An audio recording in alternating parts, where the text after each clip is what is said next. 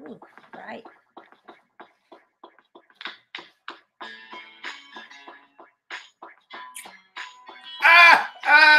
We're back. I mean, we're back. Fuck you. Go fuck yourself. Anyway, the clarion cry of "You Kill Me, Go Fuck Yourself." I'm Eugene. I'm Kasia. And this is "You Kill Me." And this week, first time in a long time, Suspiria. Yes. Ooh, I mean, scary. We just had to talk about this movie. All right, but now let's explain where we've been. Yeah, let me adjust the light and let Eugene explain. No. You explain. I just spent an hour talking. We've been busy. With what? With shit. Adult shit.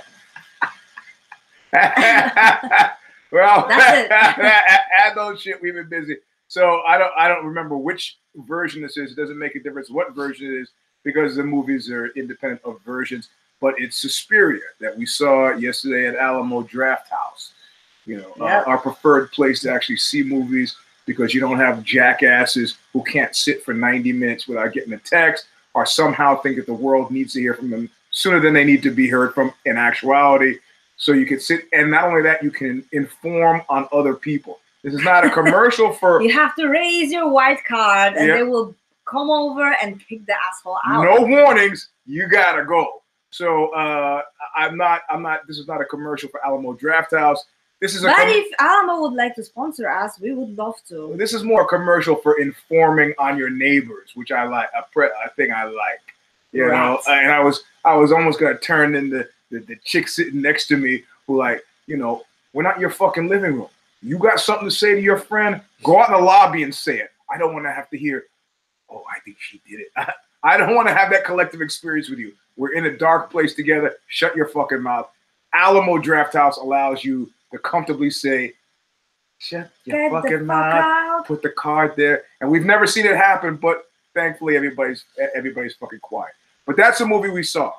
Yeah, and I think last time You Kill Me was in June, July. Before, I think July. Before Aussie Fest, and we had so many movies to talk about, but for some reason, like, I was just working and performing a lot, and every weekend was just crazy. So sorry, we didn't have. We don't have to apologize to you.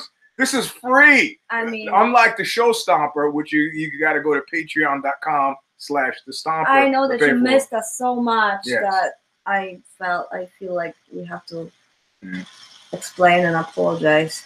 Well, we can explain without apologizing. I know it's a lie. Anyway, so Suspiria. Yeah.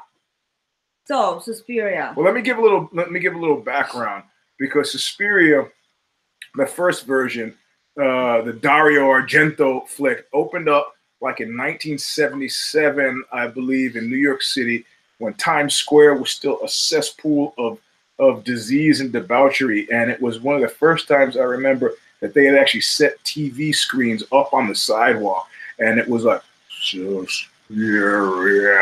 it was like, you know, but somehow it was never sufficiently exciting based on, look, if you went to see a movie on 42nd Street, you had to deal with a wide variety of flotsam and jetsam of human failure, you know. And so whether it was old guys wanting to blow you in the seats or wanting to get blown in the seats, you had to put up with a lot to see it. So I was like, you know, it looks kind of cheeseball. I don't want to see it. It took me years to actually see Suspiria 1. And Giallo, Giallo, the kind of really florid slasher, Italian slasher flick, of which Argento was kind of a progenitor. This was the early stages of it. And it was neither fish nor fowl in my mind. It was neither scary, really. I didn't really vibe on the slasher thing. But I did like that it was Italian, but the dubbing was bad. But it was an experience that people were lined up around the block for. Fundamentally, it took me about 10 years to see it after that. And it was vaguely amusing. The original took place in outside of Rome, I think. But well, I haven't seen the original one, and maybe we can change it tonight. Mm-hmm. Maybe it's a good time to do it. Mm-hmm. I mean, I was always appreciating Dario Argento, but I'm not a big fan of gore. It just, I mean, I was when I was like 12, but at this point, of my life, I appreciate a little bit different aesthetics. So Suspiria, who is the director of that movie? Luis Yeah, very long. That's long what I last asked name. you because I remember there was. We just call him, for the purpose of the show, Abracadabra. I will Google it right before we end the movie. So no, I like Abracadabra. I like that. It was he really did a fucking abracadabra. So the movie is happening in Berlin, like Of 1977. 77, yeah, exactly 77, and it's a story of a girl. Her name is what was her name? Susie, who is played by which was a perfect Anna Steele from 50 Shades of Grey, also known as Don Johnson and Melanie Griffith's daughter. What's her name? Dakota Johnson. Yeah, Dakota Johnson. Because she had a real rough time coming up. Well, she lived in the streets like an animal. She was struggling, Her life was a journey of struggle. She got into a fight with her parents, had to sleep in the car, the Mercedes in the driveway in Malibu. Well, anyway, Dakota Johnson, almost like Robert Pattinson, kind of changed everything for me. Like, after 50 Shades of Grey, I was like, God damn, she will never get up. She will always be Anna Steele from 50 Shades of Grey. But we've seen her previously in Bad Times at Hotel Royale. Yeah, which we want to talk about. Bad Times at the El Royale. El Royale. Yeah, whatever. She was really good in this movie. Luca Guadagnino. Yeah. That's Luca Guadagnino. Yeah. So Luca Guadagnino gave Dakota Johnson that role, and she was actually so good that for the first 1/3 of the movie, I wasn't really sure if it's her or not. And actually, I was struggling with like kind of recognizing her all the way. Like at the end, I saw her name. I was like, oh shit, it was actually her. She was really, really good. Yeah. Well, she's got a perfectly. There's like Jiminy Glick said about Jerry Seinfeld. There's a blandness there to her, which makes her perfectly suited to do this chameleon thing in each of these roles. Like I did see the Grey movie, but I don't really remember her from that. And the other El Royale, didn't even remember her from that. So she's a perfect chameleon in that regard. So anyway, she's arriving from Ohio to Berlin to study at Marcos Dance Academy. Hey, what's round on the ends and high in the middle? What? What's round on the ends and high in the middle? Penis? That's the way things roll in our household. No, O-I-O. Oh, I thought it was penis. I don't know what kind of penises you've been seeing that are round on the end and high in the middle. I can see round on the end. Years. I think round on the ends. It sounds more like a dumbbell. But anyway, we digress. Yeah, we do. So she arrives to Marcos Dance Academy, and all she was dreaming about, that was her biggest dream. And for those of you who are fucking young, understand that this is GDR, DDR. This is before the fall of the Berlin Wall. Yeah, like there's still shit going on outside. There's like people are dying, people are fighting. It's partition. Bader Meinhof. It looks like Independence Day in Poland pretty much right now. And there are other movies that draw on this. Christiana F., David Bowie's The Berlin Period, and the Deutsche American Freundschaft, that band, electronic music. So Tom York, who did the music for this, was actually trying to Thank you, Tom York. Yeah, from Radiohead. Like Tom York is the type of a man who's like I would say that he's hot because his writing is so good. Yeah, I would agree. Yeah, cross-eyed notwithstanding. But still, everything he touches turns into something very interesting. Talent can turn a cross-eye into a pleasant quirk, a feature.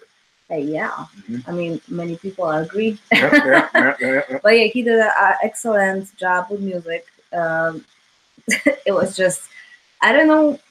It just this movie was everything I loved. It was about dance. It was about witches.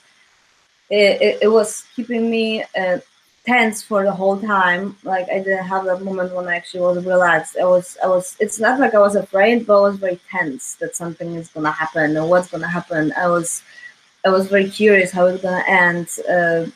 It just had all the remarks of the movie that I love personally. Well, and what was interesting in terms Tilda Swinton. Yeah, Tilda Swinton. Yeah, right. Exactly. Oh my god, I love Tilda Swinton so much, and she was fucking great. Well, also, I mean, there was some compelling things about it. Like there was connect.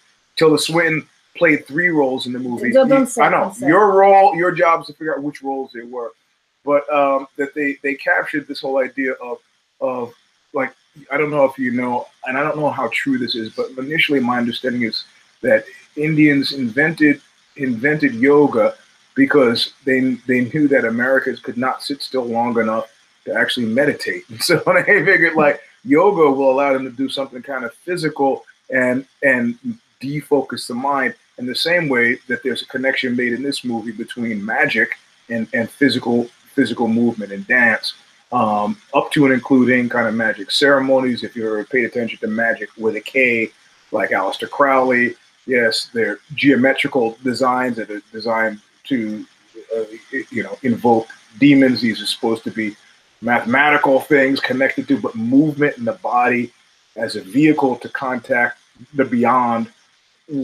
has pretty much been part of every single story going back thousands of years, up to and including the story of Jesus. Yeah, right? of course. And if you are a dancer, you know that at some point of your performance or dancing in general, you're getting into meditative state. Mm-hmm. And it almost feels like you are putting spell on people because you want them to watch you. So you're selling them some kind of illusion. And all magic. And all dance, in my experiences, many, I won't say all, many dance troupes cohere to a cult model. Sometimes it could be an aggressive cult model or be a minor cult model. I'd say the same about jiu-jitsu. They're cult models, but some are super strong. For example, a friend of mine was a dancer, and her dance instructor sort of advised them all to go out and become prostitutes. That's very interesting. I mean, you have to learn how to sacrifice for your art and to really get. It's like, I probably could be a good writer without turning tricks, but okay. I mean, so anyway. I'm very glad that my teachers are not requiring not require you to turn tricks. So there is a cult aspect. I mean, it's not, what's a clean endeavor generally? Track and field. You can either run this 50 yards in this certain time period, or you can't. Dance, figures these sports that judge, it requires a strong center, a judge of some kind. And this movie is premised on a strong center played by Tilda Swinton, who plays Marcos, the head of this dance studio, based on her rendering on Martha Graham and some other really strong leaders of dance. She was also Mrs. Blanche or Blanc? Blanc, which means white in French. So the plot deviates a lot from the original one in ways that will please us both, because the original one, you always have to have that X element in horror movies, and the X element in the original one was religion. Yeah, it's like a devil is bad, witches are bad, there's God. There's well, the fact that the first one took place in like that or near Vatican City was all you need to know. Well, right? Dakota Johnson came from Ohio, and she was from Amish family. Yeah. So to me, like, the only question I would have that was kind of like not answered was how the hell she get out and she got to a dance school. I mean, it's not that easy to become a dancer if you don't have money in the United States, right? I don't know. Well, I guess maybe that's what the Turn the Tricks was about. I don't know. And this was currently Turn what? Tricks. You're turning tricks? I don't know. That wasn't suggested in the movie. But no, she was a virgin from. Yeah. She said that. Well, no, okay, I don't do that. No, I don't think it spoils it. She was a virgin. I mean, she was very young. For the very first time. Okay, all right. We digress. So in this, she was from a Mennonite family, had the sense of predestination that she wanted to train with the best dancers in the world, found her way, saved her money somehow, found her way to Berlin. 77, Baader Meinhof is going. They're hijacking planes to Palestine. They're blowing up monuments in Germany. Blowing up everything. The wall is there to get from west to east. You have to go through some version of Checkpoint Charlie. So all the elements and the color palette of the movie, where if you watch the Argento original one, was saturated with reds. Luca, the director, Abracadabra, his last name, whatever.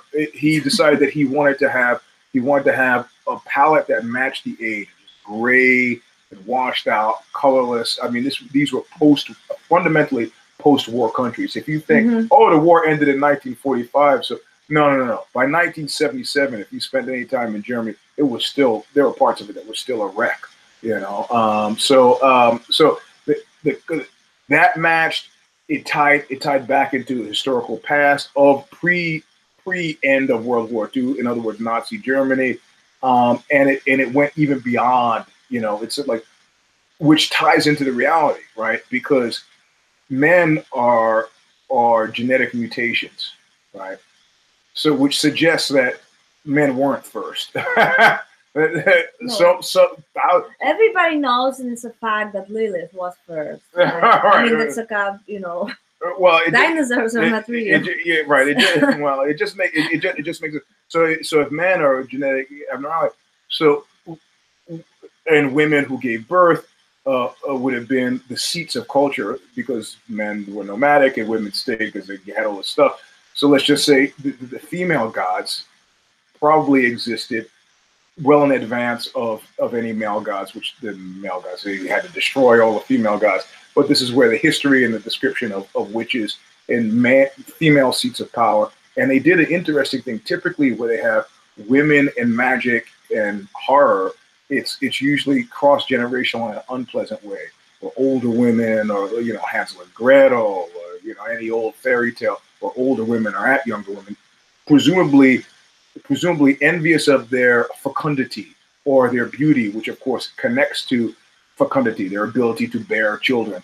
And this kind of flipped it in an interesting way, where it wasn't so much, it wasn't youth that was the product. It was an element of purity. So philosophically, the movie was a fucking a full meal, color wise. So is a feast for the eyes, for the ears. Beautiful choreography, the movement in the movie. I don't know who did it. I didn't have time. We watched it last night, so I didn't have time today to check it out, all of it. I still have to read about it, but we decided to do it. Well, I'm not a dancer, so if you told me the name of the dance, no, I'm just very curious who did the choreo, but because it was really beautiful, and every detail was. They paid attention to every single detail, and there was no explicit special effects. Everything looked very tasteful, even if that so-called gory moments, because there's a couple of them, it still looked alright. I mean, you didn't have ew, oh my god, it was still beautiful. So. And it wasn't formal, like Peter Greenaway somehow always feels there's a formalism. There's a very ordered formalism to Peter Greenaway stuff. Luca, the director of the remake, he himself calls it a remake. He's like, it's not like I'm not doing a sequel. I'm not copying. This is an interpretation based on the original, but it's my movie. There doesn't seem to be that chilly formalism that you get with Greenaway, even though everything is washed out. There does seem to be some heat in the movie, No, the reds are very saturated in that movie. For some reason, I figured. But to me, it was full meal and a dessert and a drink and everything. It was just like, I want to watch it again and again. I feel like I could watch it a couple more times and I wouldn't be bored.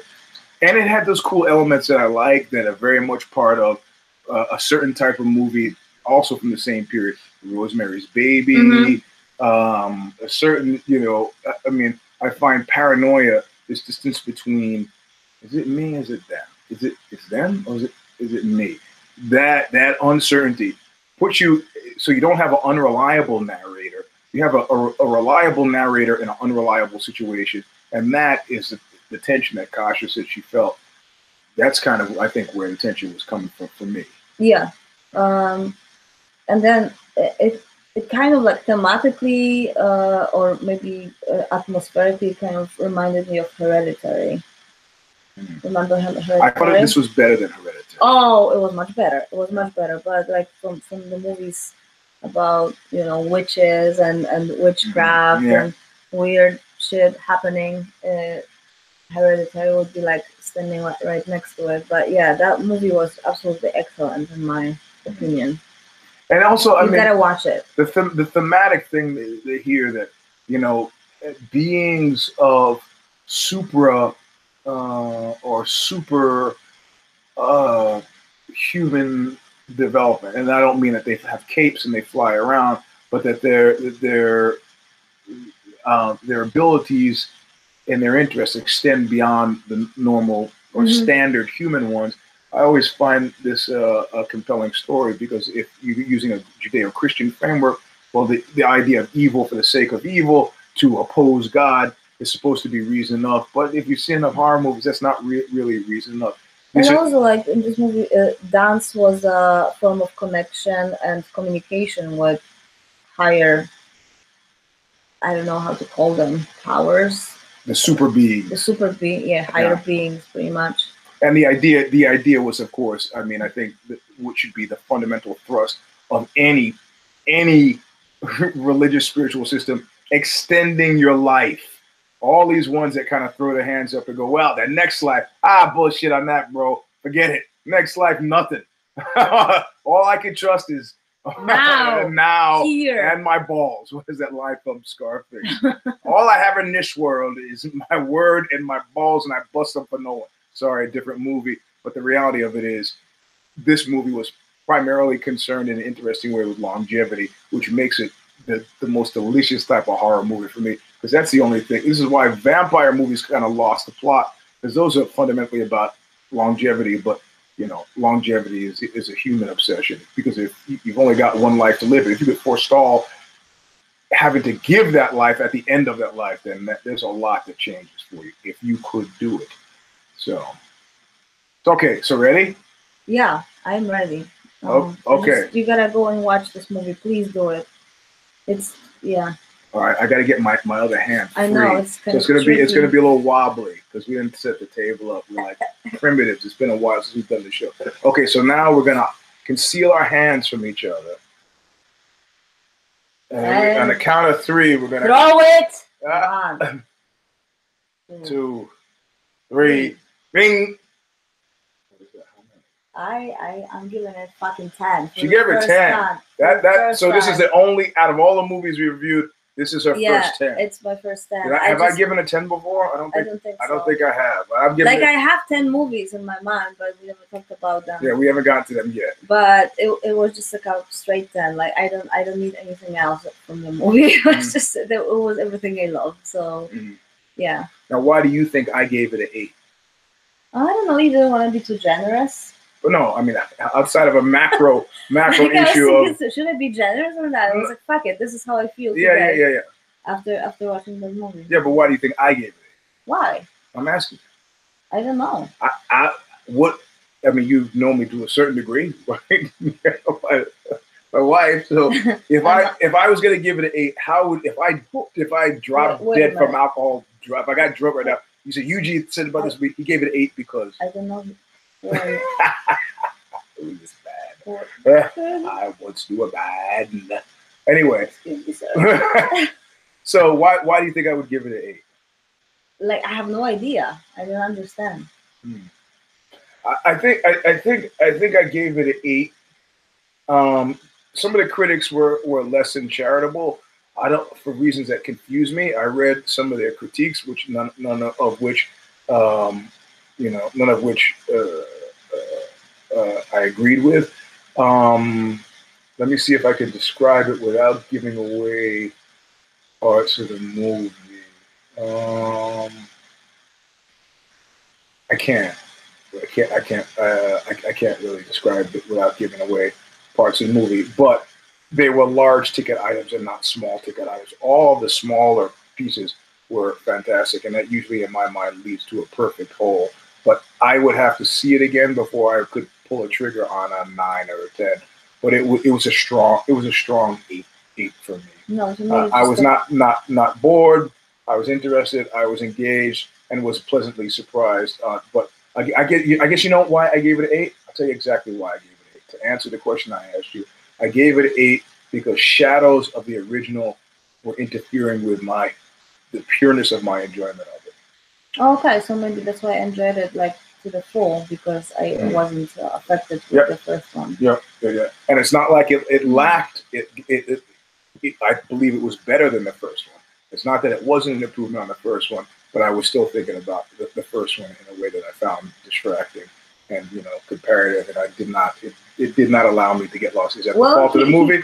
Not necessarily. He calls it a remake, so he's honest about yeah. But it's still. I mean, I knew the dance school. I mean, in other words, the element of surprise that came for you was semi-absent with me because I knew and this is why we advise you to never see movies. Don't watch if we tell you to see it, go see it.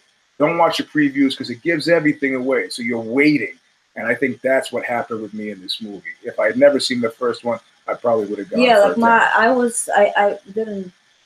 I've heard about Suspiria before, but I didn't read about this movie. I just asked Eugene if he wants to see it, and he said yes. And I just watched it with a clear mind and kind of like clear everything. And I think that helped a lot to give 10. Yeah. It was really refreshing. Because for me, I overlaid it. I overlaid it, and not enough so that I can appreciate both in their own merits, but I still overlaid it. So that's it. These things are not as long as the Eugene S. Robinson show stomper, blabby mouth. Sorry, it's. I mean, because why would it be? I mean, we don't want to tell you about the movie, everything. Just go and watch it, right? And tell us what you think. Yeah. In the comments below. We can argue with you. And if you want to be notified, because clearly we can't be kept to any normal schedule.